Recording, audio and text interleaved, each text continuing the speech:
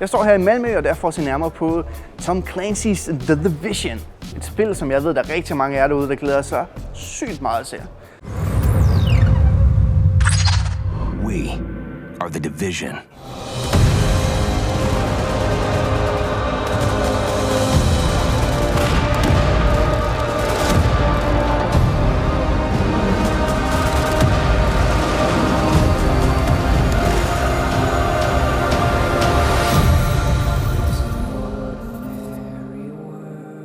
We've been working on it for quite a while, and even a little bit longer than we thought. But being able to be allowed to finish it, not only to get it out, but also to get it out at what I feel is a very high level of quality and polish, is an amazing feeling. How accurate would you say the game is compared to like the real New York City? I mean, in places it's incredibly accurate. In many areas, it's a one-to-one recreation of the exact street grid and the exact buildings and all the small items and big items, and from newspaper stands to phone booths, whatever is left of them, etc., etc. There's some creative liberties that we've taken for gameplay reasons, where some superfluous streets have been cut away, but it is incredibly close and by far the most realistic recreation of New York in any video game. You know, I can't wait for people to get their hands on and experience the world of the Division and experience just how beautiful it is, from the full day-night cycle we have to the incredibly dynamic weather and what it does, not just to the visuals but to the gameplay. But so in terms of the realistic recreation of New York and to the lush outdoor environments and to the creepy indoor and underground and everything that we do, it is a tremendously rich and impressive visual game.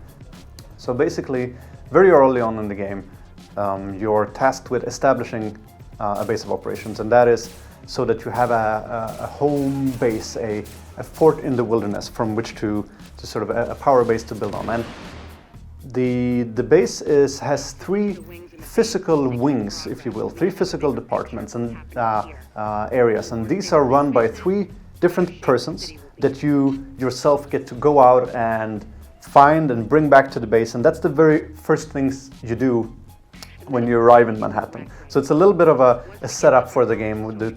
These three people are the first three people that you rescue and bring back, so that they can basically operate the base of operation for you and operate these three wings, and then they are the key to, you know, not only taking you through their respective narrative threads, which for the medical wing and run by the doctor is all about, you know, finding out who released the virus to create this pandemic that ravaged New York City, and for the security wing it's all, you know, to find out, okay, who are these bad guys that are running loose on the street and destroying law and order. And then of course for the tech wing, it's all about getting basic services back, heating, water, power, but also finding out a little bit what happened.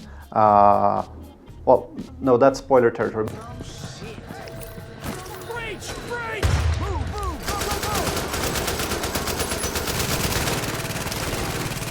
The base of operation is the key to many things that you do, and at the heart of that is of course the fact that you invest in these wings and you upgrade and expand and build facilities inside the wings, and they give you gameplay access. They give you access to skills, new skill mods, new abilities, new features of the game. It basically it's like a second character in the game almost.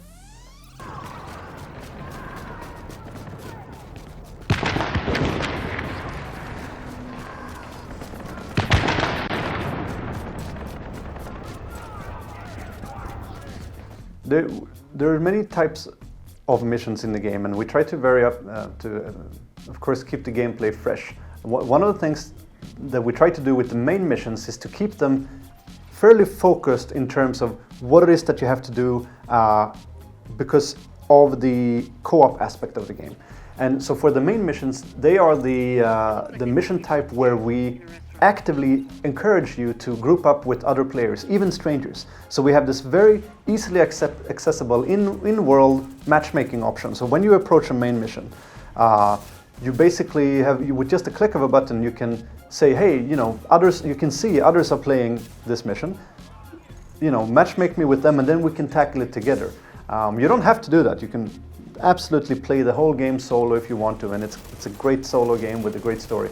But since we want people to group up, and because it's more fun to play in a group, then it's important that the main missions are focused, that they're not too diverse, and they're not. It's not too easy to get lost. The open world is where you should get lost. I mean, that's where you can go anywhere and do anything. And do you have any like hidden Easter eggs or gems for people who's been playing like a lot of the Tom Clancy games, like references to like Sam Fisher or Gabriel Logan? Yes. That's all I'll say. Men det var altså vores interview med udvikleren bag. Hvad synes du om spillet? Skriv din mening godt som skidt lige hernede under. Og så håber jeg, at vi ses en anden gang. Hvis du synes, indholdet var fedt, så kan du lige dele det med dine venner ved lige at trykke på en lille like-knap dernede under. Og så ses vi altså bare næste gang.